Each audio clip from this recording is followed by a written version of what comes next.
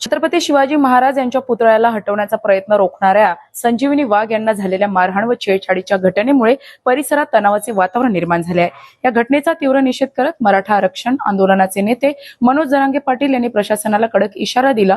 लोणार तालुक्यातील चिखला येथे आयोजित भव्य जाहीर सभेत ते बोलत होते। सभेला हजारो शिवभक्त आणि मराठा समाजातील बांधव मोठ्या संख्येने उपस्थित होते।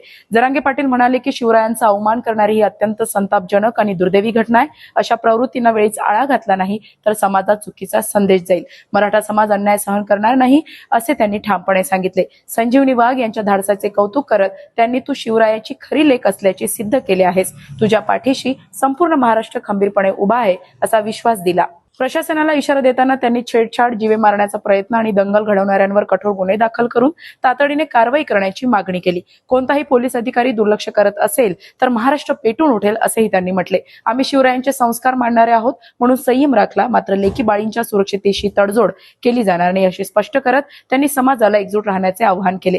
दरम्यान या प्रकरणी पोलिसांनी आतापर्यंत 21 जणांवर गुन्हे दाखल केले असून जरांगे पाटील यांच्या दौऱ्याच्या पार्श्वभूमीवर चिखला परिसरात मोठा पोलीस बंदोबस्त तैनात करण्यात आला होता। अशाच महत्त्वपूर्ण बातम्यांच्या अपडेटसाठी अजिंक्य भारत न्यूजच्या पेजला फॉलो करा आणि सबस्क्राईब करा। Thank you for watching.